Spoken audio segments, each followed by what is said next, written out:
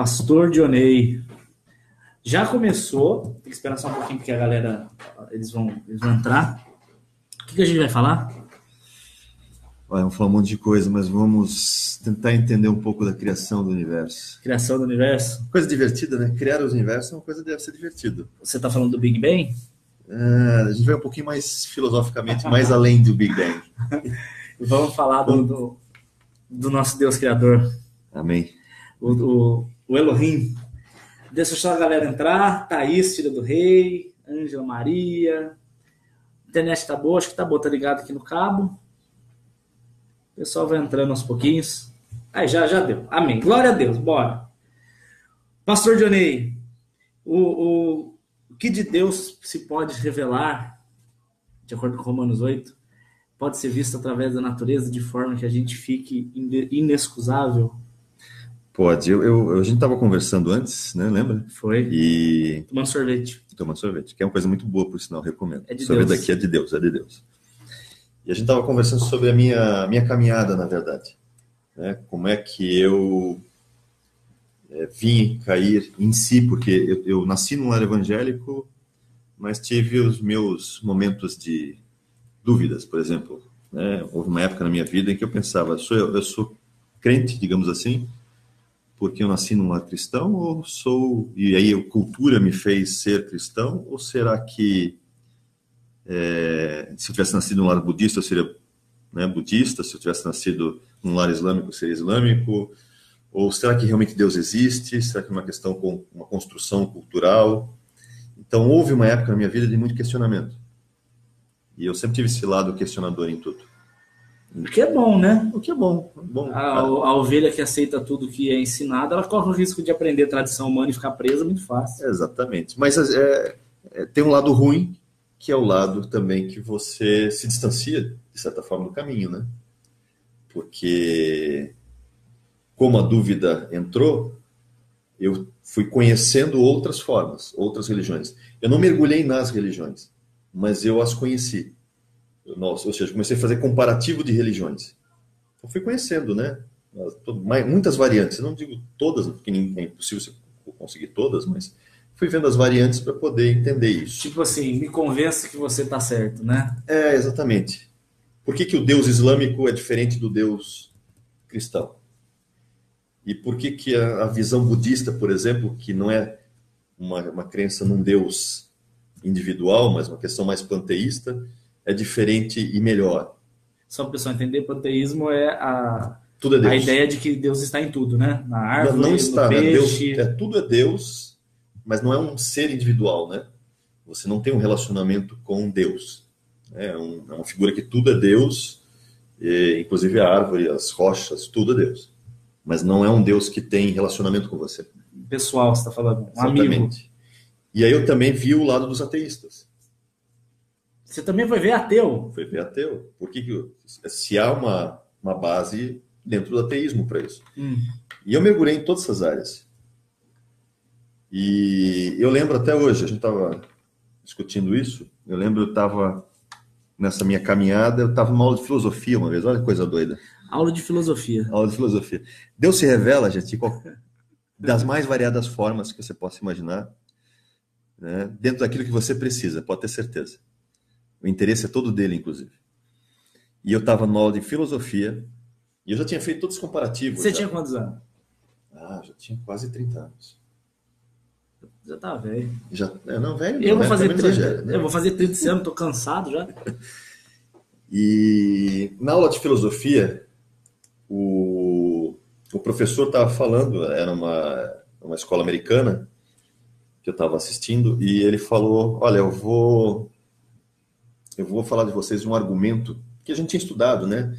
Todas as questões filosóficas antigas, Platão, Sócrates, e vai subindo, né?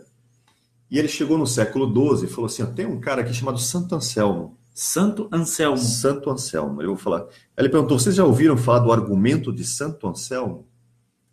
Eu olhei, como a maioria das pessoas, e disse, quem é Santo Anselmo? E que argumento é esse? Isso é do século XII, para você ter uma ideia. Tá? O argumento de Santo Anselmo é do século XII. Ele era bispo, se eu não estou enganado, de Canterbury. Se eu também não estou enganado. Tá? E aí ele falou, olha, eu vou dar o argumento de Santo Anselmo para vocês. É isso mesmo. De cantuária, né, em português. E ele falou, olha, vocês vão ouvir, vai parecer estranho para vocês, porque vai parecer pegadinha, mas o argumento não é pegadinha. Eu disse, olha, então fala, né? Qual é o argumento? Aí ele fala assim, o argumento é mais ou menos assim, vou tentar explicar, né, em linhas gerais. Esse argumento, só para você saber, a filosofia atual, inclusive a filosofia cristã, pegou esse argumento e modernizou ele. Hoje você vai ver sobre esse argumento no que as pessoas chamam de a diferença entre o ser necessário e o ser contingente. Onde Deus é o ser necessário, por exemplo, e nós somos seres contingentes, né? E aí eles criaram uma nova nomenclatura, né? Mas eu vou pegar o Santo Anselmo, que eu gosto. Me senti familiarizado com o Santo Anselmo. E ele fala assim, o argumento é, pensa no ser supremo. Pensa no ser supremo? Pensa no ser supremo. Então a gente começa a pensar as características do ser supremo. Ele é poderoso. Poderoso. Ele é imortal. Imortal. Né? Ele é imortal. Inclusive, ele tem vida por si próprio. Ele não pode depender de nada. Que é o que a Bíblia chama do El Shaddai, né? O que amamenta a si mesmo. Exatamente. Ele é autoexistente, de certa forma. Ele existe por si próprio. A gente fala que El Shaddai é todo poderoso, quando na verdade El Shaddai não é o todo poderoso, é aquele que se nutre. É aquele que consegue matar a própria fome, como se fosse assim.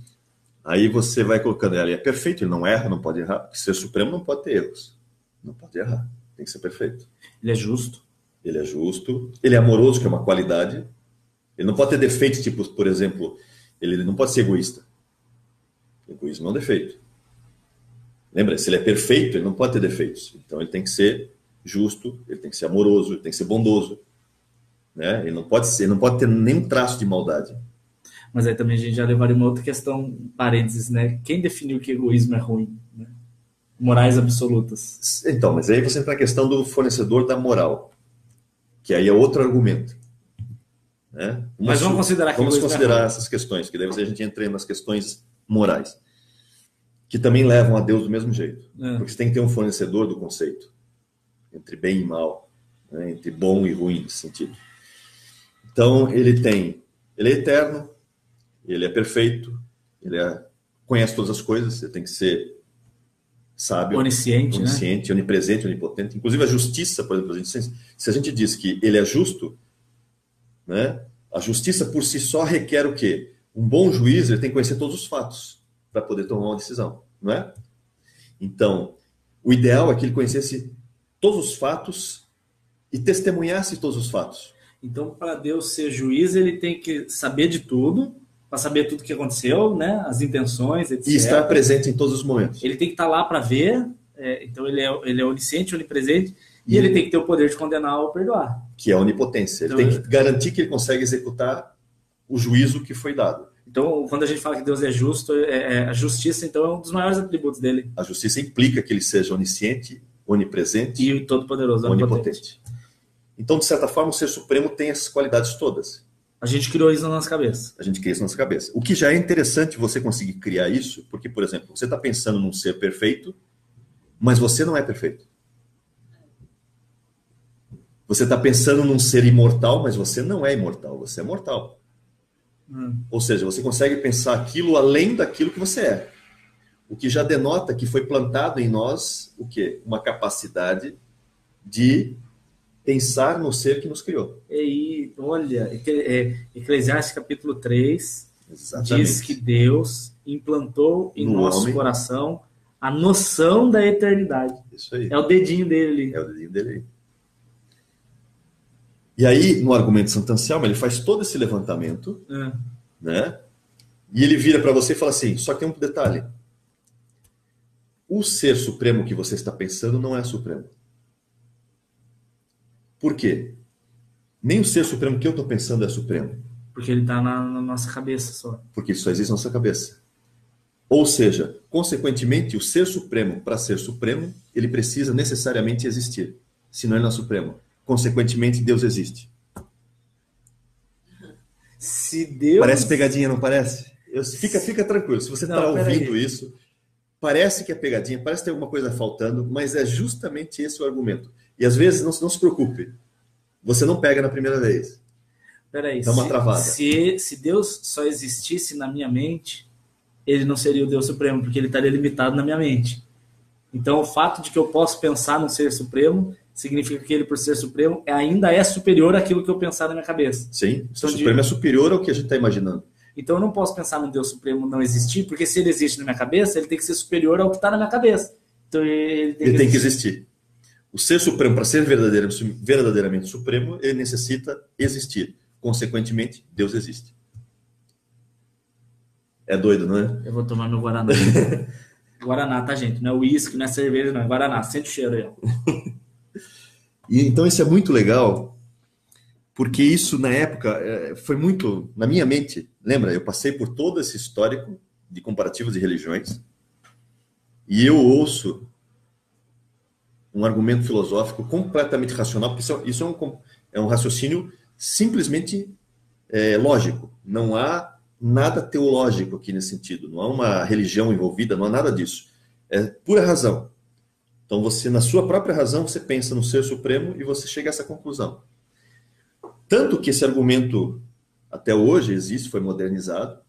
E aí o que aconteceu? Outros filósofos começaram a atacar não a questão de ser supremo, mas atacar a qualidade do atributo da existência, para tentar destruir o argumento. Kant fez isso, outros tentaram fazer isso. Dá um exemplo. Tentaram atacar que Deus não é amor do jeito que dizem? Não, que o atributo da existência não é algo necessário por ser supremo. Para tentar tirar a necessidade da existência. Ah, ele não precisa existir para ser supremo. Exatamente. Então tentaram atacar o atributo, que é o atributo da existência, não é um atributo necessário do ser supremo. Precisa sim. Mas precisa, Porque se ele não existe, ele passa a ser mentira. E nele não cabe mentira. Exatamente. Então, os argumentos de ataque sempre tentaram, mas nunca houve um consenso para resolver. Tanto, por isso que eu digo, o argumento de Santo Anselmo foi modernizado para essa questão hoje do que é o ser necessário e o ser contingente. Tem vários filósofos hoje que falam sobre isso. Mas, para mim, deu um clique, por quê? Porque eu peguei todas as qualidades do ser supremo, que nós acabamos de imaginar aqui. O meu pai tá vendo, manda um beijo para ele, Jorge. Beijo, Jorge. Beijo, Jorge. E eu tô vendo todas essas qualidades do ser supremo aqui, e eu comecei a lembrar das religiões. E eu lembrei, porque essa questão do ser supremo, em essência, Deus é aquele que existe. Na verdade, ele é o único que existe. Nós somos permissões de existência. Tanto que ele fala, ele não é o que será ou o que foi. Eu sou, ele é. Ele é. Daqui a 1 milhão de anos é presente, ele sempre será presente. Ele é o eu sou, né? Eu sou. Então, que é o caso do Yud Rei Vav Rei, né? Uma das traduções do... Yud Rei Vav Rei é o nome de Deus em Êxodo 3, tá? É o Yavé. É o Yavé. Transliterado, muitas vezes, como Jeová no português, mas, na verdade, a nomenclatura, como se pronuncia, se perdeu. Então, eu lembro sempre pelas letras no hebraico, né? Yud Rei Vav Rei. Ou YHWVH, como alguns colocam, né? Ou WV, que é o Yud Rei Vav Rei. E uma das traduções desse Yud Rei Vav Rei, que é o Jeová, é aquele que existe. Aquele que existe. E eu lembrei disso. Quando eu lembrei disso, fez um clique na minha mente. Que daí eu lembrei o Ser Supremo e eu lembrei, peraí, o Ser Supremo se revelou lá na Bíblia. A Bíblia é a revelação do Ser Supremo. E aí você pega todas as características que Deus dá de si próprio nos textos bíblicos e você compara com o que você tem conceito de Ser Supremo. Só Deus cabe nessa. Porque, por exemplo, o Ser Supremo é amor, não é? Certo. Pois é, Alá não pode caber nele. Por quê? Porque Alá só ama aqueles que o seguem. Os outros ele manda destruir. Os outros ele não ama. E aí entra um conceito errado que as pessoas têm de Deus. Eu vejo muita gente falando assim, Deus é amor. Ele não mandaria um filho para o inferno. E, de fato, ele não manda filhos para o inferno. É uma escolha, né? Jesus, quando ele está falando lá com Nicodemos, né, em João 3... O Nicodemos conversando com ele a respeito de entrar no céu e nascer de novo, eu acho interessantíssimo quando Jesus fala assim, porque Deus ele enviou o Filho para salvar o mundo. Não para condenar. Não para que o mundo fosse condenado. Então, na verdade, o Deus da Bíblia, ele não manda as pessoas para o inferno, ele manda Jesus para tirá-las de lá. As pessoas é que depois As eles fazem pessoas uma é que, escolha. elas que rejeitam. E aí entra na criação do universo, que é uma coisa legal, que a gente começou a discutir também. Né? A gente estava tentando demonstrar a questão da trindade. E aí a gente fez uma brincadeira, né? O que levou Deus, por exemplo, o que levaria o Ser Supremo a criar um universo? Se ele não pode ter necessidade, né? O Ser Supremo não sente nada, não tem necessidade de nada. Ele é autossuficiente por si só. Eu vi um pastor uma vez falando que Deus criou o mundo porque ele precisava amar alguém. Não. Ele não precisa amar alguém. Já havia amor entre ele e as outras essências da Trindade antes da criação. Lembra? Jesus mesmo fala disso. Que ele já era amado por Deus antes da fundação do mundo. Pai, que a gente assim volte até a glória. Isso, que volta até a glória que nós tínhamos antes da fundação do mundo. Antes da criação. Então, essa questão que Deus ama, Deus é amor, mas amava quem? Então, se ele não precisa de nada, por que ele criou o universo? O que leva ele a criar o universo? O que leva ele a criar o universo? Essa é uma das coisas que eu sempre ficava pensando, né? Eu não vou esgotar o assunto aqui, mas eu vou dar uma ideia disso. Né? Por que o Ser Supremo resolve criar um universo? Estava entediado? Não estava entediado. Né? Ele não tinha mais o que fazer, não tinha pra onde ir. Não, eu resolvi, não vou me incomodar. Como é que eu vou me incomodar? Passar meu tempo. Vou criar um universo para passar o tempo. Não. Por que ele cria o universo? Aí eu sempre faço uma brincadeira, eu faço as pessoas pensarem assim, ó, imagina que você mora num continente, tipo da Austrália. Certo. E lá você mora, você, sua esposa e um filho que você tem. Pode ser eu pensar de mim? Pode ser. Pode pôr o nome de Melquisedeque nele? Pode ser. Então eu, a Eli e o Melquisedeque. Então tá, vocês moram nessa ilha, não é uma ilha nesse continente, e só vocês moram lá, ninguém mais mora lá. Beleza? Lá você tem tudo que você precisa. E você é uma pessoa riquíssima, você tem, sei lá, 4 trilhões e 4 trilhões de dólares. Por exemplo, o que o Bill Gates tem de fortuna, você tem, para você é troco. Você é muito rico. Recebo. Amém. Em nome de Jesus. Você lá não tem, você desenvolveu uma tecnologia que tudo é produzido lá para você. Então você não precisa de ninguém. Não precisa importar nada de ninguém, porque lá você produz tudo que você precisa. Eu criei algum remédio para todas as doenças. Para as doenças você resolveu com soluções para as doenças, vacinas que você mesmo criou, porque você é super inteligente. E você vive na sua ilha tranquilamente, nesse continente tranquilamente. Aí um dia você está zapeando a TV e você vê alguns problemas no mundo. Você vê pessoas passando fome em determinados lugares. Você vê epidemias, por exemplo, na África. E eu tenho a solução para resolver. E você tem a solução, você tem a doença. Você tem a cura para a doença.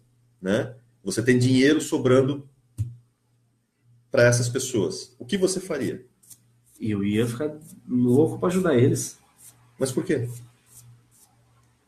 O que eles têm para te oferecer? Nada, você já tem tudo. Você está falando da essência do amor? Eu amo porque é de graça, ela é a graça. É um ato de bondade, não é? Eu quero fazer o bem para quem não me dá nada em troca. Simplesmente porque... Quem é beneficiado? Você ou quem está recebendo? Eu, lógico. Mas as pessoas que também não estão recebendo? Sim, mas eu... Mas você precisa de alguma coisa? Não. Quem é mais beneficiado? Então, quem está recebendo. Então, agora vamos pegar esse exemplo de você nesse continente e leva para o Ser Supremo. Agora você não é mais aquele cara no continente. Você é o Ser Supremo. Você é Deus. Certo. Certo? Você tem todas as qualidades possíveis e imagináveis. Toda essa sabedoria, toda essa perfeição, todo esse poder, tudo. Você tem uma qualidade chamada bondade, que é essa bondade que a gente está falando agora, né? Pois é, a bondade de Deus leva a Deus a criar um universo. Para demonstrar o amor dele. Para que as criaturas que vão ser criadas possam usufruir de quem ele é. Tô entendendo. Porque se Deus não criasse o universo, ele poderia parecer egoísta, de estar guardando para ele. E Deus não é egoísta. Não tem como ele ser egoísta. Então, o benefício de quem é? Não é de Deus. O benefício das criaturas, que vão poder se relacionar com ele. Então Deus, na verdade, cria o universo porque ele quer cuidar daquelas criaturas, ele quer fazer o bem para elas. Se relacionem com ele. Tem o prazer de receber dele tudo que ele tem para dar. Por isso que quando eu adoro a Deus, eu recebo tudo em troca. Porque quando eu entrego tudo para Ele entrega tudo para mim também. Aí eu saio ganhando. Por isso que, por exemplo, Deus fala assim, eu te abençoo para você ser bênção. Então você recebe bênção para você ser bênção. Ou seja, a bênção não para em você, ela tem que transbordar de você para outros. Esse é o objetivo, né? Por isso que ele fala, Abraão, se tu uma bênção. Então você tem o quê? A bondade de Deus impele ele a criar um universo, em benefício das criaturas que vão ser criadas. Muita gente pensaria assim, mas se é para ser criado, então era melhor que nem existisse. Não, mas não existe nada melhor do que se relacionar com Deus. Então por isso que ele cria. Porque parece que desse jeito, você fala assim, mas Deus criou esse mundo sabendo que o pecado ia estar aqui. Mas não, porque a pessoa é melhor ser criada e estar com Deus do que não ter sido criada. Exatamente. É aí que tá. Por isso, lembra, quando você vê da criação, por exemplo, né, eu faço um comparativo da criação. Se você pensar no universo, tira o universo. O que existia antes do universo? Antes do universo? Antes da Terra ser em forma vazia? Na lógica ateísta, por exemplo, o universo veio do nada. Não tem como. Certo? Essa é a lógica ateísta. Nada. Mas para nós, no só existia o Senhor. Só existia Deus. Então, antes do universo ser criado, você tem o quê? Deus. Todo a própria lugar, existência. Ele é o único lugar que existe. Ele é a existência. Ele ocupa todo o espaço. Se podemos chamar isso de espaço, né? É uma dimensão diferente. Mas ele não tem forma, nada. Ele ocupa tudo. Ele é a própria existência. Gente, minha cabeça está doendo. Porque a gente imagina uma caixa com Deus dentro da caixa. Mas não tem caixa. Não tem caixa. Não há bordas. Não é uma caixona. Não há limites. Eu sei, é difícil para nós que somos limitados e que tivemos o início, pensar num ser que não tem início, que sempre existiu, que sempre é, que vive no local onde ele sempre existiu, nunca teve início, ele é a causa primeira de todas as coisas, começou e que não tem limite e não tem início, não tem borda, não tem parâmetro. A menina falou assim, mas por que Deus pareceria egoísta? Para quem ele pareceria se não existia ninguém? Não, ele pareceria egoísta porque qualquer pessoa que se relacione com Deus não tem como comparar. Tudo é pior do que se relacionar com Deus. Inclusive não existir. Não existir é pior do que se relacionar com Deus. Ou existir e ser muito rico ainda é pior do que se relacionar com Deus. Então se relacionar com Deus é o top do máximo. Então Deus cria o mundo porque ele quer que as pessoas usufruem do melhor que é ele. Então, quando Deus cria o mundo, é porque ele é amoroso. Gente do céu! Elinéia, tá entendendo, ô bonitinha da minha vida? Então essas coisas são muito legais. E aí quando ele vai criar o universo, lembra? Só existe Deus. Certo. Onde é que ele vai criar o universo? Nele. É como se eu fosse Deus, por exemplo. Ele é a tela de pintura. Ele vai fazer aonde? Nele próprio. É como se ele pegasse em si próprio e rasgasse um espaço e digo, nesse espaço eu vou criar um universo. Vocês estão entendendo essa parada? Isso é para soltar um absurdas. A gente tem aquela ideia tola de que Deus, para criar o mundo, ele pegou uma mesa e nessa mesa ele colocou uma massa, né, de barro e criou dali. Mas não, ele fez ele. É por isso que Paulo fala em Atos 17, ele fala assim, o Deus desconhecido, quando ele está falando para os atenienses, é o Deus em quem movemos e em quem existimos. Nele vivemos, nos movemos e existimos. Nele. Então, se eu olhar todo o universo, na verdade, ele é parte incluída em Deus, na existência. É demais, né? Deus é incrível. Quando você começa a pensar nessas coisas, Deus se torna cada vez maior. É Guaraná, gente, não é uísque. Eu sei que o pessoal às vezes tem dificuldade com a Trindade, né? Eu sempre faço um exemplo da Trindade, né? Fazendo o seguinte exemplo. Nós vivemos, por exemplo, nessa dimensão, nós temos aqui pelo menos 3 dimensões visíveis, né?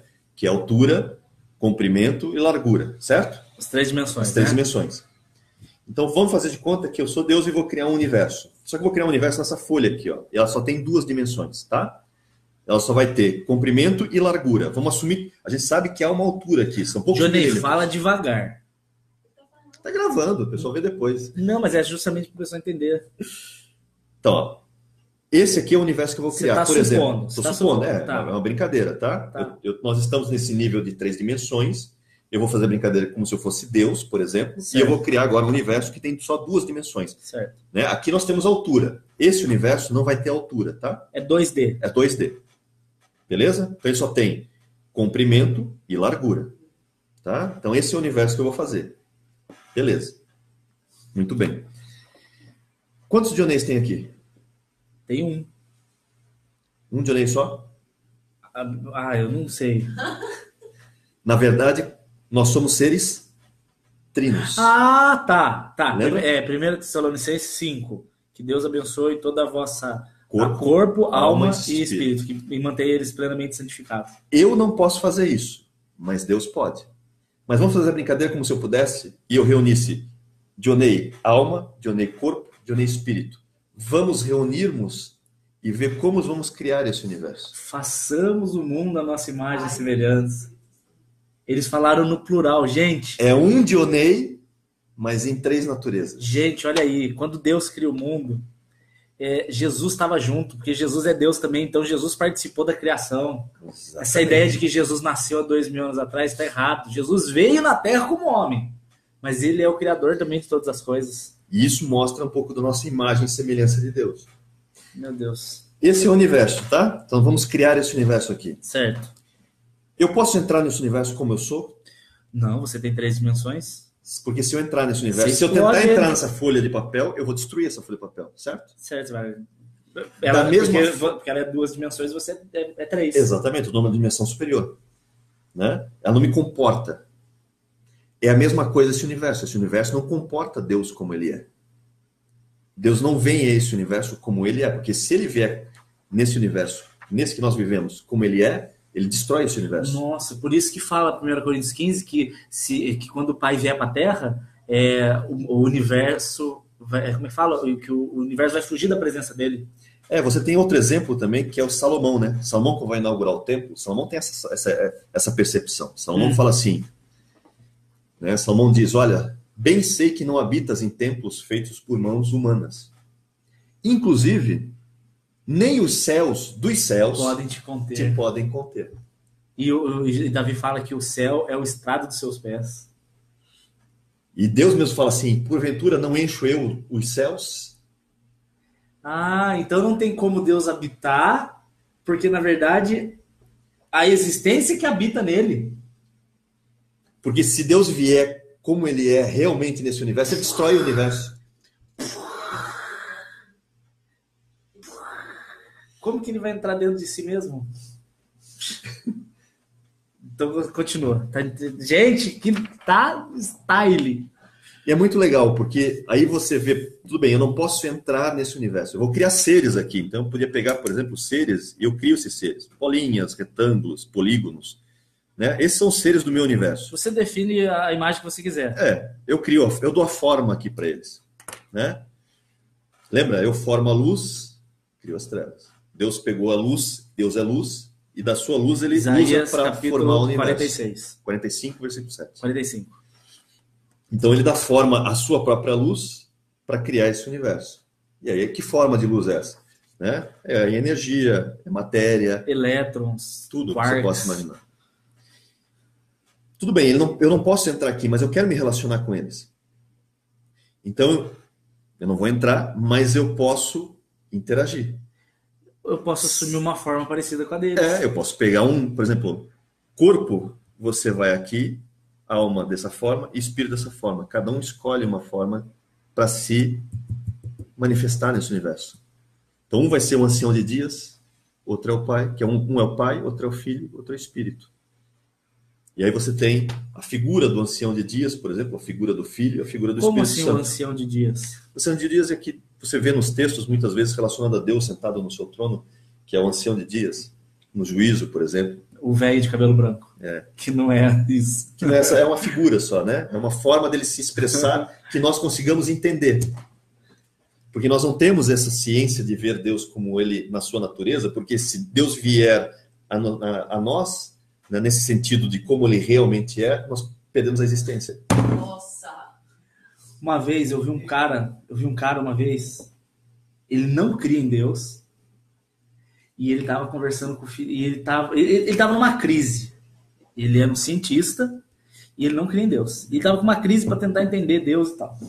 E aí diz a lenda, a história, né? Porque isso não é uma lenda, é uma história, que ele estava andando com o filhinho dele, num sítio, assim, e de repente o filhinho, sem querer, pisou no formigueiro. Aí no que ele pisou no formigueiro, as formigas ficaram desesperadas, né? Sim. Aquela formiguinha vermelhinha. E aí o menininho, o filho dele, ficou desesperado com um palitinho, tentando fazer um buraquinho de novo para as formigas entrar no... Não é colmeia, gente, como é que chama? No formigueiro. No formigueiro mesmo, né? na sociedade, na colônia. Aí o pai ficou tão emocionado pela atitude do menino que ele tentou ajudar também. Aí ele tentou, só que ele viu que as formigas, elas grudavam e ficavam picando a madeira. Aí ele falou pro filho, mas elas são muito burrinhas. Eu tô querendo ajudar elas, mas elas não estão entendendo que eu quero ajudar elas. Aí o menininho falou, pai, mas quem sabe se você pudesse ser uma formiga, elas te entenderiam. Então, na hora que ele começou a chorar, e ele entendeu o princípio de Deus para tentar se relacionar com o homem, tomar a forma de servo. E Filipenses capítulo 2, Jesus assume a forma de homem para poder entrar nesse universo limitado que Deus não caberia. E tem outra questão, né? Quando Deus vai criar o universo, ele tem que equilibrar pelo menos vários dos seus atributos que tem que ser satisfeitos. Lembra? Um dos atributos de Deus é justiça, né? Por exemplo, na cultura judaica, muitas vezes Elohim é atribuído a esse lado da justiça de Deus, enquanto que Yud Rei Vav Rei é atribuído a esse lado da misericórdia de Deus. Então, quando ele cria, ele faz, né, um contrapeso entre a sua justiça e a sua misericórdia. Por quê? Ele tem que ser justo, mas ele é ao mesmo tempo amoroso. Exatamente. Porque ele vai criar seres que não são robôs. Lembra? Muita gente acha, por que Deus criou um mundo que tem, por exemplo, a questão do mal? Por que Deus não criou um mundo onde o mal não existisse? Porque senão os seres seriam obrigados a amá-lo. E você criaria robôs, na verdade, né? Eles não teriam sentimentos. O robô não tem sentimento, não tem escolha. O robô não erra porque simplesmente foi programado para fazer aquilo. E não tem relacionamento nenhum? Não. Como é que eu vou ter relacionamento com alguém que, não há escolha, que foi obrigado a gostar de mim? Isso não é relacionamento. Isso é ditadura. E Deus não quer robôs, Deus quer relacionamento, Deus quer intimidade. Certo. Obediência, sim, mas uma obediência que leva a uma intimidade, ele quer uma escolha. Então, o universo que Deus resolve criar, obrigatoriamente vai existir uma escolha entre bem e mal. É necessário isso, né? Essa escolha. Então, Deus vai criar seres que vão ter que fazer uma escolha entre ou o bem e entre o mal, para poder relacionar, entre escolher amá-lo ou não amá-lo. É por isso que Deus coloca uma árvore que, teoricamente, traria mal dentro de um jardim perfeito, para que Adão tivesse a opção... Para estimular o desejo da escolha. A opção, falando, não, Senhor, eu tenho... É por isso que Jesus hoje, ele não vai atrás do perfeito, porque não existe o perfeito. Mas ele vai atrás daquele que o ama e que quer ser parecido com Jesus. O perfeito só vai existir no momento que ele se manifesta em nós, porque só Deus é perfeito. É 1 Coríntios 13. Só manifesta o perfeito. Quando o perfeito manifestar, o imperfeito deixa de existir. Tem uma forma de explicar isso que eu gosto muito, que tem uma tradição filosófica e judaica antiga, que é como se Deus, quando criasse, por exemplo, né, como nesse copo aqui. Ó, tá? Somos nós. Somos como se fosse esse copo. Somos criados perfeitos, mas não plenos. Por que não pleno? Por que não, né, nessa plenitude? Porque só Deus é pleno. Lembra? Deus não pode criar outro Deus. Porque o ser supremo não pode criar outro ser supremo. Então, porque o ser supremo, por definição, não pode ser criado. Ele é autoexistente, ele não deve sua existência. Se ele foi criado, tem alguém maior. Exatamente. Então, se Deus criasse seres plenos, ele criaria outros mini-deuses. Mas ele não tem como criar. Mas não tem como. É ilógico ele criar seres. Deus não pode ser criado. Não tem como. Por isso que só ele é perfeito, só ele é o ser supremo. Então, toda criação, por natureza, ela é incompleta. Ela há um lado da incompletude. Porque se fosse completa, seria o Por isso que a ideia do copo, por exemplo, ó, ele criou os anjos perfeitos. Por exemplo, né, Satanás foi criado perfeito? Foi. Se você lembrar Ezequiel 28, né, perfeito eras nos teus caminhos. Era o querubim da guarda. Exatamente. Adão foi criado perfeito? Foi criado perfeito. Né? Só que não pleno. Porque senão ele seria o próprio Criador. Senão ele seria o próprio Criador. Tá, Então, tá claro. é como se todos os seres criados houvesse um espaço vazio neles. Vazio, não trevas. Onde esse ser vai escolher como é que ele vai ser preenchido para alcançar sua plenitude. Se ele quer ser preenchido pelo bem, por Deus, ou pelo mal. É uma escolha, que inclusive foi dada aos anjos, também. A gente às vezes acha que o anjo não tem poder de escolha, mas se não tivesse escolha, não teria queda. Tanto que a Bíblia diz que Satanás enganou 1/3. Então 1/3 escolheu Satanás do que Deus. Exatamente. Eles puderam escolher, Deus não obrigou eles a descer com Satanás, né? Há uma escolha aí. Então, e essa escolha, né, é que vai definir a questão do relacionamento. Por quê? Porque quando você escolhe Deus, é Deus que preenche seu espaço vazio. E Deus é perfeito. E por ele ser perfeito, ele consegue depois manter você perfeito. É por isso que Jesus fala, em João capítulo 6, eu que sou o pão da vida. Aquele que comer de mim nunca mais terá fome, aquele que beber de mim nunca mais terá sede. Porque se ele é a plenitude, a partir do momento que ele habita em mim, e eu estou cheio dele, eu passo a ser pleno e feliz. Gente, que loucura! Vocês estão entendendo isso aí? Você quer ser plenamente feliz? Não é sexo, não é dinheiro, não é carro, não é um corpão, não é isso. Porque isso não pode me tornar pleno. Eu preciso da plenitude em mim para que eu seja pleno. E voltamos a Eclesiastes, que novamente, ele colocou no coração do homem o quê? O desejo pela eternidade, o anseio pela eternidade. Quem que é a eternidade? É o próprio Deus. Isaías, capítulo 6, um filho nasceu... Não, 9, né? 9. Isaías, capítulo 9. O menino nasceu, tal, Deus forte, príncipe da paz, pai da eternidade. Jesus, ele foi profetizado pai da eternidade. Então é ele que vai nos preencher. A partir do momento que nós escolhemos por ele.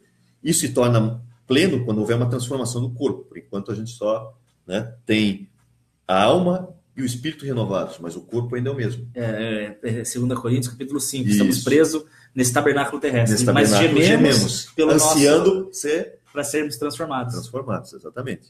Pela nossa habitação celeste. Que é onde esse corpo corruptível é coberto por incorruptibilidade. E aí, 1 Coríntios 15. E onde está a morte, o seu aguilhão, tragado está pela vitória na cruz. Oh, glória. Exatamente. Então, imagina, esses são seres que vão ser criados. Agora tem um detalhe, Deus tem que equilibrar dois atributos principais que parecem, às vezes, que se chocam, mas não é que se chocam. A justiça e o amor? A justiça e a misericórdia. Vamos colocar como misericórdia, né?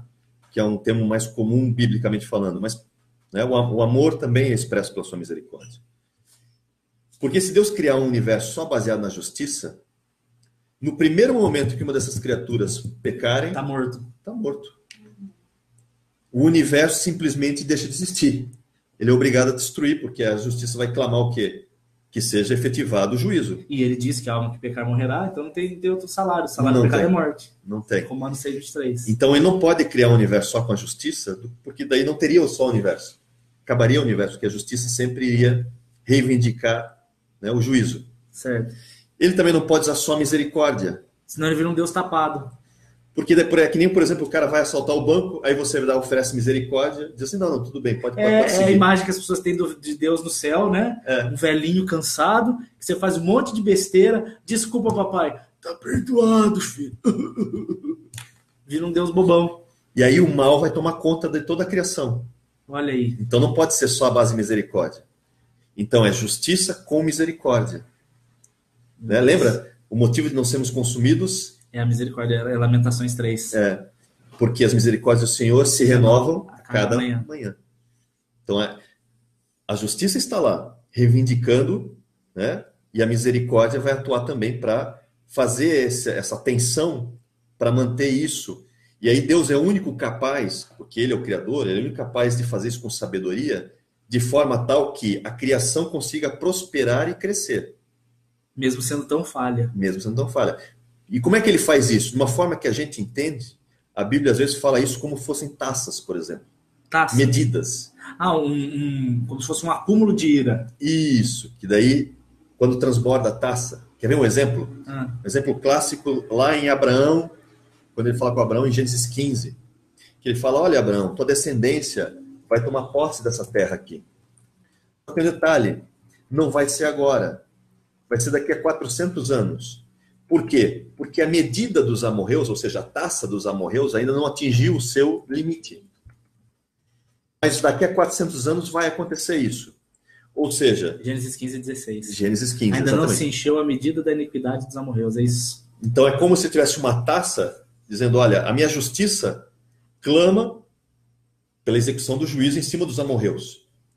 Mas a minha misericórdia definiu para a justiça uma medida limitada em que isso vai acontecer. Porque a misericórdia não vai atuar indefinidamente, porque a justiça precisa atuar. Mas Deus sempre oferece primeiro a misericórdia antes da justiça. Você vai ver, Deus sempre oferece primeiro misericórdia. Por quê? Porque se não houver misericórdia primeiro, ele tem que destruir o universo. Meu Deus, ele tem que destruir. Naum, capítulo 1, verso 3. Deus é grande em poder, mas ele é tardio em se irar. É aquela história de 2 Pedro 3, né? Que 2 Pedro 2 ou 3 que fala que está demorando muito para Jesus voltar, que os ímpios dizem que ele demora muito para voltar. É 2 Pedro 3, eu acho. 3. Onde ele fala assim que os insensatos dirão, mas onde está a volta de Jesus? Desde os meus antepassados se diz isso. Então, na verdade, o fato de Jesus não ter voltado até hoje... é uma expressão de sua misericórdia. É uma expressão de misericórdia, porque a partir do momento que ele volta, não há mais chance após isso. Então, o fato de Jesus estar, entre aspas, enrolando, é para dar chance daqueles que ainda não creram, crerem. Mas vai ter uma hora que a taça vai encher. Você tem... eu não vou entrar no detalhe hoje, que hoje não vai dar tempo, né? Mas quando Deus cria o universo, ele já definiu o tempo do fim. Assim como é como se ele definisse taças para todas as coisas. Por exemplo, né? A questão do coração que é endurecido do faraó. Certo. Você repara que o coração de Faraó, ele mesmo endurece o seu próprio coração até determinadas pragas. O faraó tem a escolha. O faraó poderia ter ouvido o Moisés. Poderia, teve várias oportunidades. Mas ele não. Aí quando deu no limite...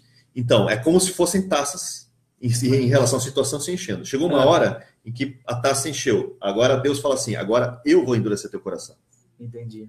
O tempo da misericórdia acabou. Exatamente. Agora eu vou endurecer teu coração. Você já teve as oportunidades segundo a medida que foi definida pela misericórdia. Agora vou atuar com minha soberania nesse sentido.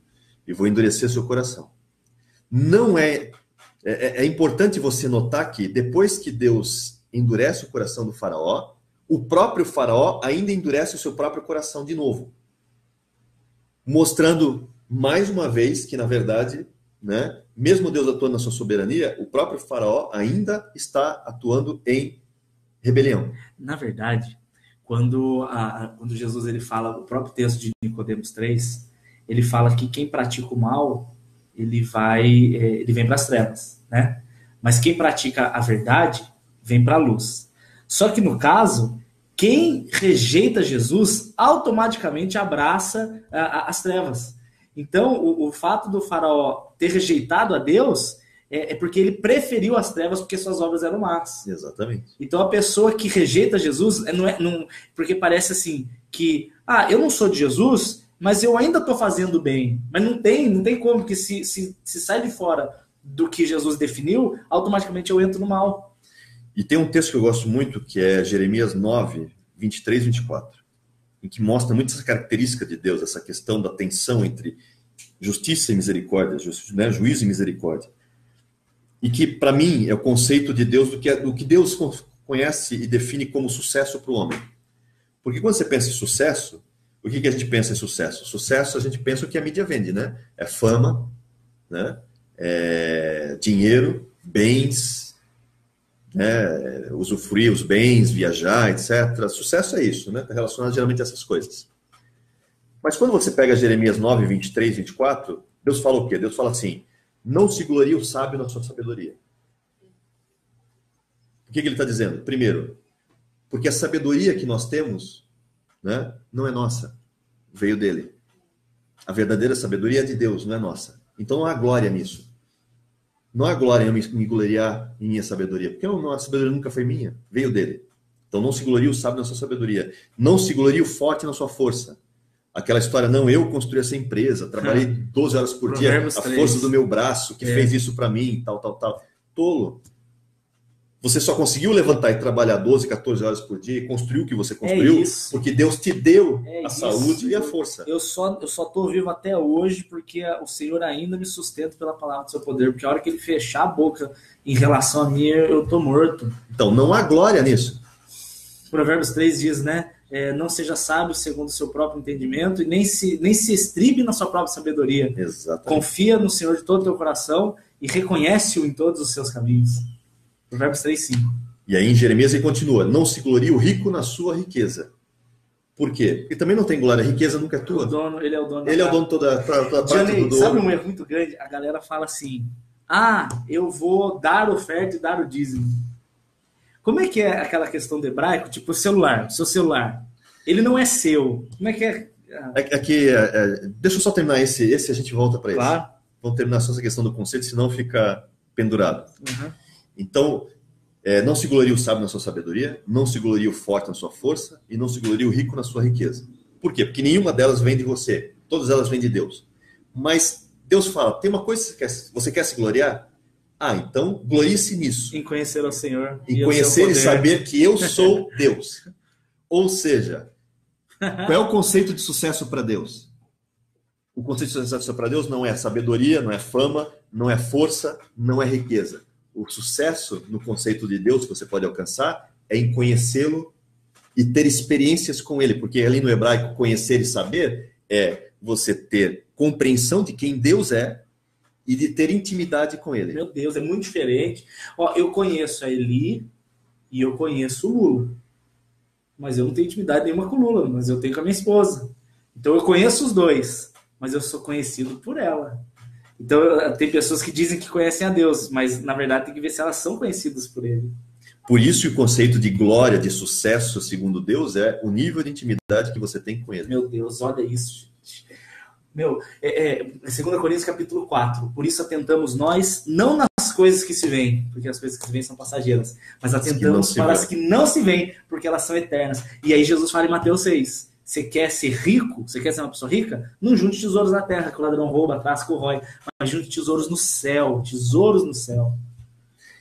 E aí eu tenho, não se glorie o sábio na sua sabedoria, nem o forte na sua força, nem o rico na sua riqueza, mas o que se gloriar, glorie-se nisso, em saber e conhecer que sou Deus, e faço, olha essa parte, faço 3 coisas. Deixa eu abrir aqui. Jeremias 9:24. 9:24. E faço misericórdia. Primeiro ele oferece o quê? Misericórdia, juízo e justiça na terra. Porque destas coisas me agrado, diz o Senhor. O que ele oferece primeiro? Misericórdia. Jesus, quando vem na sua primeira vinda, oferece o que para o homem? A salvação, misericórdia. Misericórdia. Jesus é a expressão máxima da misericórdia de Deus. Só que na segunda vinda de Cristo, o que ele vem trazer agora? Ele vem trazer a justiça da ira. Juízo. Para executar o juízo. Para estabelecer um reino de justiça. Olha aí. Todo padrão que você vê nessa questão. Ele vem como um cordeiro para demonstrar a misericórdia. Aí depois ele vai vir como um leão para trazer o juízo. E depois ele vai reinar na Nova Jerusalém, o reino de justiça eterna. Então você tem toda essa questão. Né? Gente, vocês não curtiram e compartilharam. Tem que curtir e compartilhar. Mais gente tem que ouvir, gente. Mais gente tem que aprender também. Precisa de você para expandir o reino. Amém. Deixa eu entrar naquela questão das expressões no hebraico. Eu estava comentando com o Dani esses dias, a gente conversou, acho que ontem, né? Ontem. Tá falando sobre isso. E eu tenho uma filhinha de 8 anos, né? A Sarinha. Graças a Deus puxou a mãe. Amém, amém, amém. E quando ela estava para nascer, logo depois que ela nasceu e vai começar a falar, eu e a Ju, que é minha esposa, a gente tomou uma decisão de começar a não passar para ela certos vícios de linguagem que nós temos. Sim. Por exemplo, eu sou programador de computador, eu faço programas de computador, por exemplo, desenvolvo software de vários tipos, e o computador ele é programado a partir de comandos que você dá. Né? Programas são os comandos de linguagem de programação. De certa forma, as palavras são os nossos programas. Estou entendendo. Tá? Então, nós somos meio que programados, comandos, né? Os nossos comandos. As palavras têm muito poder sobre nós. E eu falei, olha, tem certos vícios de linguagem que a gente precisa mudar na nossa vida e eu não quero para minha filha. Vou dar um exemplo clássico. Por exemplo, eu tinha o costume muito de dizer o seguinte, eu ia no cinema, por exemplo, assistir um filme ou né, e fala assim, poxa, eu adoro pipoca, ou adorei aquele filme, ou então, eu adoro sorvete, e você percebe que adoro, e depois você vai na igreja para Adorar a Deus. adorar a Deus. Você E coloca Deus no nível do cinema. indiretamente, não estou dizendo que você faz isso conscientemente. Não você é com faz maldade, isso. né? Não, você não faz isso conscientemente. Mas no teu cérebro, você, de certa forma, colocou Deus num patamar da pipoca, do sorvete, do cinema, né? Inconscientemente. Tá? Não estou dizendo que você faz isso com consciência. Há um nível de consciência que você depois percebe isso. Mas, num primeiro momento, a linguagem, ela se torna muito rasa e muito pobre para expressar quem Deus é. E aí eu falei, olha, vamos mudar isso aqui. A Sarinha vai começar a falar certas coisas e ela não vai falar assim, eu adoro pipoca, eu adoro sorvete. Ela vai falar assim, eu amo pipoca. Gosto muito. Gosto muito de sorvete.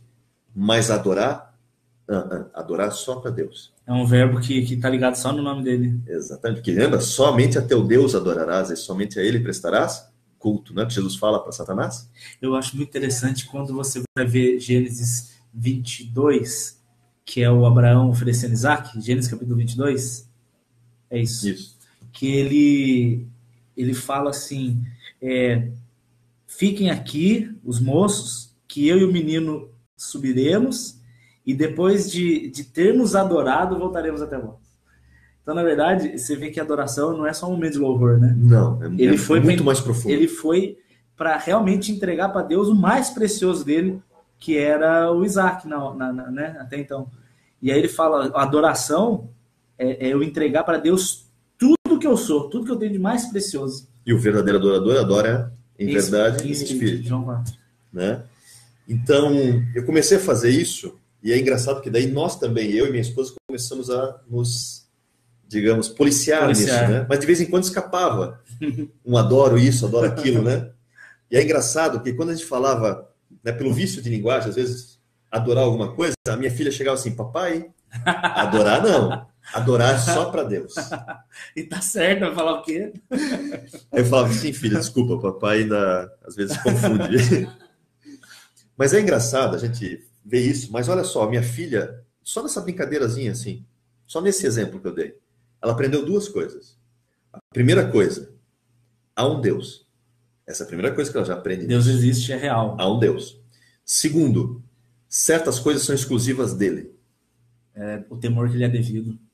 Por isso que a adoração é uma coisa que é usado, o verbo adorar é só usado para ele. Olha aí, gente, agora tomar cuidado. Falar adorar só para Deus. E essas questões do linguajar são muito interessantes, por exemplo, eu gosto muito no hebraico, né? Por exemplo, no hebraico você não fala assim, eu sou médico. Você fala, eu médico. Ah, eu sou empresário. Não, você fala, eu empresário. Mas não existe o verbo ser? Existe, né? O verbo ser, hayá, existe no hebraico. Mas você não fala no presente, né, para você. Você pode falar, eu era, eu posso falar, eu virei a ser, mas eu não falo, eu sou. Por quê? Porque no hebraico só tem um ser que pode conjugar o verbo ser no presente da primeira pessoa. Deus. É o nosso Deus. Só Deus é. Então, só Ele é. Eu posso até ter sido, eu posso até vir a ser, mas eu não sou. Só Ele é. É interessante o temor que o judeu tem com a expressão eu sou, né? O Yahvé. Como é que fala as letras? Yud, Rei, Vav, Rei. É muito mais do que o só eu sou, né? Yud, Rei. Yud não igual o menininho do PlayStation. Não, né? Yud, Rei. Yud, Rei. Vav. Rei. Yud, Rei, Vav, Rei. Meu Deus! YHVH, ou YHWH. E o interessante é assim, o judeu ele leva tão a sério que o medo de usar o nome de Deus em vão, a palavra halel significa louvor. Halelu, né? Que você quer pegar halel de louvor, que é porque leva para aleluia. É isso. Aleluia. Halel Yah. Yah do Yahvé. Halel Yah. Louvado seja Deus. Halel Yah, aleluia, aleluia. E a gente tem um outro vício. Eu já vou em muitas igrejas que falam aleluias. Mas não existe aleluia. Em nome de Jesus, não fale aleluias. Não existe. Porque aleluias você estaria dizendo louvado seja deuses. Deuses. E quantos deuses existem, Linéia? Só um verdadeiro Deus. É o Iá, que aleluia é o Yud Rei, né, no caso, que é essa tradução que ficou sendo, é uma forma de você, um diminutivo do nome de Deus no sentido de abreviação, né? Iá. Aparece vários textos no original como Iá, né? Aleluia. E é interessante você entender isso, porque nós não somos nada. Sem Deus nós nem existiríamos. A existência, né? Por isso que tem um texto que fala que só Ele é imortal. É de Timóteo, 1 Timóteo, o Rei eterno, imortal. Só Ele é imortal. Porque só Ele é que verdadeiramente existe. Só Ele que tem a própria existência. O Rei eterno, imortal, invisível, Deus único, a Ele seja a honra e a glória pelos séculos dos séculos. Amém. Todavia, por esse motivo, me foi concedido para que em Cristo Jesus Deus demonstrasse a sua paciência. Aguentar o limite da taça. Exatamente. E aí você tem outro exemplo, por exemplo, dessa questão do vocabulário, né? Por exemplo, também no hebraico, você não... Por exemplo, aqui eu tenho esse celular, né? Esse celular aqui é meu. Certo. Mas no hebraico você não fala assim. Você diz assim, esse celular é para mim. Não existe a expressão meu. Não é que não exista, é que eu não conjugo para mim, né? Ele não é meu celular. Esse celular está para mim. Ele é para mim. Eu estou usando ele. Exatamente. Eu sou o mordomo dele por enquanto. Isso. Ele não é meu de verdade. Eu estou utilizando. Ele está a meu uso. Porque, na verdade, Romanos 11. Nós somos mordomos. Dele, por ele e para ele. São todas as coisas. São todas as coisas. Porque nada é nosso, na verdade. Tudo que nós temos foi dado por ele. Que é onde eu falo muitas vezes, você não dá oferta. Muda teu vocabulário. Porque quando você diz assim, eu vou dar a minha oferta hoje, o que você está assumindo? Que o dinheiro que você está pegando para dar a oferta era seu. Você que é o responsável Você que é responsável por ele, porque você está dando algo que você assume que é seu. Mas, na verdade, você não dá a oferta.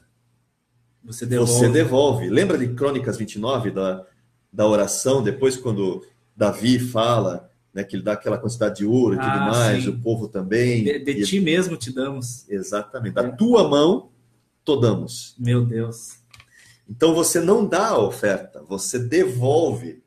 Então, quando você for falar, eu vou dar uma oferta hoje, não fala, vou dar oferta, eu vou devolver uma oferta hoje. Porque quando você usa o verbo devolver, você está lembrando o seguinte, que não é seu, que o dono verdadeiro não é você. Isso é Deus. Ele é que te deu, você vai devolver uma parte de volta. Meu Deus. Nunca foi seu, não é meu. Estou entendendo. Meu então, Deus. Isso muda tudo. Glória a Deus. Né? Oh, Jesus. Gente, gostaríamos de ficar muito mais aqui, tem muito mais coisa para falar, mas já está na hora da gente ir para o culto. Pastor Dionei, estão pedindo para você voltar, já era. Tem que vir mais vezes. Deixa eu só aproveitar. Gente, tem crônica nova, enviei essa semana. Se você não recebeu, me manda um e-mail. Deixa eu deixar até aqui o e-mail, daniel.saad@uol.com.br. Manda para mim lá, peça as crônicas, eu mando para vocês. Pastor Dionei Vieira, eu coloquei aqui na legenda. Marcou? Fale bem. Você falar do homem e da mulher. Você vai ter que ser outro vídeo. A gente vai fazer isso. Pastor Dionei Vieira, eu coloquei aqui na legenda. Segue esse homem. Ele é louco, tá? Ele é louco, ele é estranho, ele é esquisito. Mas Deus usa a mula, Deus usa o hipopótamo, Deus usa o estranho. Então, não tem problema. Né? De bicho doido, Deus é bom. Quer deixar um recado de tchau para eles, pastor? Pessoal, só desejo que vocês sejam edificados com isso que a gente conversou, que isso realmente possa ser, né, tirar algumas dúvidas até. Eu sei que às vezes até a gente, em vez de tirar dúvida, acaba criando algumas. Eu acho que não foi o caso. Né? Mas uma coisa que eu sempre e que eu aprendi, Deus é muito maior do que a gente consegue imaginar. Amém. E olha, que a gente tem imaginação fértil, nossa imaginação é boa. Mas cada vez que eu tento imaginar Deus, ele acaba ficando cada vez maior. Maior. É maravilhoso. E quanto mais você conhece Deus, mais você quer, mais sede você tem. Não se limite nunca. Presta atenção que isso é verdade. Não se limite a achar que você já sabe tudo ou que o que te ensinam já é o máximo. Não faz isso. Busque sempre na palavra de Deus aprofundar no que te ensinaram. Vai questionar. Vocês ouviram o que o pastor Dionei falou e eu dei uns pitacos aqui, mas vai pesquisar, vai olhar na Bíblia, vai ler o texto, vai pedir para o Espírito Santo te revelar. Eu costumo dizer o seguinte, ó. Por exemplo, eu tenho muitos amigos que dizem assim, eu sou calvinista, outro diz que eu sou arminiano, outro é wesleyano, outro é molinista. Você tem várias frentes teológicas, né? Relacionadas a esses homens. São todos que foram homens de Deus nos seus tempos e épocas, segundo o que foi revelado. Mas uma coisa que eu aprendi e eu levo para mim e eu acho que pode ser útil para vocês. Dionei, você é calvinista? Dionei, você é arminiano? Dionei, você é molinista? O que você é? Eu aprendi o seguinte. Primeiro, o discípulo, Jesus mesmo falou isso, o discípulo nunca vai além de quem? Do seu mestre. Não passa do mestre. Se meu mestre é Calvino, automaticamente eu defini uma tampa para mim. Ou seja, você não passa de Calvino. Eu não vou passar de Calvino. Você vai pegar tudo que vem abaixo dele, mas não acima. E se houver alguma situação que me leve para além de Calvino, eu vou acabar eu mesmo me cortando às vezes. Você está entendendo? Para me manter debaixo do calvinismo, por exemplo. Ou mas do isso serve arminianismo. para qualquer um, para o pessoal não achar que a gente é anticalvinismo, né? Não, eu estou dizendo todos Vale eles, um. arminiano, calvinista, molinista, wesleyano e qualquer outros anos que tenham e outros, ou até mesmo rabinos, etc. Homem, você definiu um teto. Por quê? Porque o homem é limitado. Eu sou limitado, gente. Eu não tenho... E nem pretendo, eu não tenho essa pretensão de ter a revelação máxima. Não sou absoluto. Deus é absoluto. Eu não sou. Então, nunca tenha na sua mente o mestre seu, nunca é o homem. Qual é o nosso mestre? É Jesus Cristo. É Jesus. Quem é o nosso ensinador hoje? É o Espírito Santo. Qual é o limite do Espírito Santo? Ele é infinito. Então, tenha um mestre que é infinito. Porque lembra, você nunca vai além do seu mestre. Se você definiu que você tem um mestre, né, uma teologia com uma grife, seja lá calvinista, arminiana, wesleyana, o que for, você se colocou dentro de uma caixa.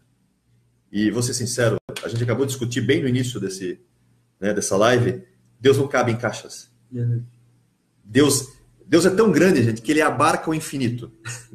Eu sei que isso dá um nó na cabeça, mas Deus é maior que o infinito. Se fosse possível explicá-lo, ele se tornaria uma ideia humana. Ele deixa de ser absoluto. Então, não entre em caixinhas. Eu gosto de várias coisas dos arminianos, gosto das coisas dos calvinistas, reconheço, né, que eles têm muitos méritos, mas há falhas em ambas, né, porque são homens que tiveram a sua revelação no nível que o Espírito Santo, na sua época e no seu tempo, colocou. Mas o Espírito Santo não tem limites. Ele pode levar você muito além dessas pessoas, por exemplo, desses grandes teólogos que tiveram. Muito além. Então, gente, Espírito Santo é o teu mestre. Não é Calvino, não é Armínio, não é Wesley e tantos outros que possam ter. Inclusive, hoje em dia, não é Dionei, não é Daniel Saad, não somos nós, é o Espírito Santo. Ele vai levar você aonde você precisa ir e onde você, né, almejar ir de acordo com a vontade dele. A promessa é: buscar-me eis, me achareis, quando me buscares de todo o coração. Como é que fala Oséias 4?